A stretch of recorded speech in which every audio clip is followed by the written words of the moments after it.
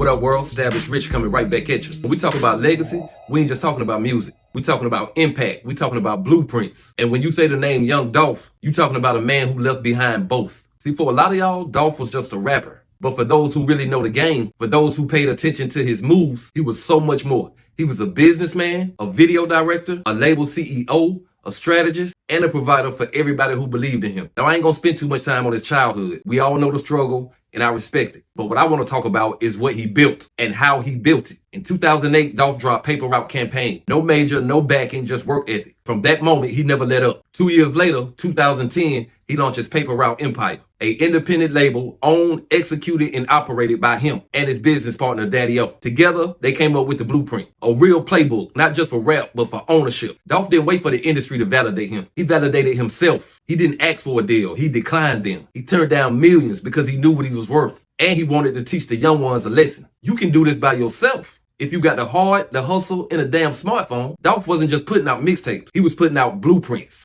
Every cover he had a look, had its own feel. He took pride in how he presented himself. From the music to the visuals to the merch. He wasn't just dropping songs. He was building a whole damn enterprise. And what did he do with his success? He put people on. He signed Key Glock, his cousin. And together, they built a dynasty. And he never moved with malice. Never got involved in industry drama. He kept it about the business, about the music, and about protecting his people. And that's why his loss hurt so bad, especially to this generation. See, in my generation, we had Hove, we had Puff, we had Ross, we had Master P, we had Jay Prince. We saw the elevation. We saw how street guys turned into moguls. But this generation, they lost Nipsey, they lost Dolph, two brothers who were not just talking about the block, they were buying the block and teaching others to do the same. Dolph didn't just rap about money. He talked about financial literacy. He talked about ownership. He bought homes for his kids every birthday. He gave out turkeys in Memphis. He gave game in his interviews. And he gave hope without asking for praise. He said it himself, with knowledge, with discipline, and with a cell phone, you can turn yourself into a millionaire. And he was living proof of that. Young Dolph was not perfect. None of us are.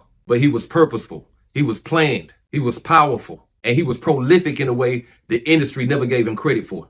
But those who knew, we knew. We studied, we learned, and we still carry that blueprint in our everyday life. So if you're young, if you're hungry, if you're looking for a role model or inspiration, understand this. You can be the next Young Dolph, but you got to study, you got to read, you got to learn, and most importantly, you got to be willing to die to protect your vision while you live off of it. Rest in power to Young Dolph, a king, a leader, a blueprint. R.I.C.H. We'll be back with another one. Peace.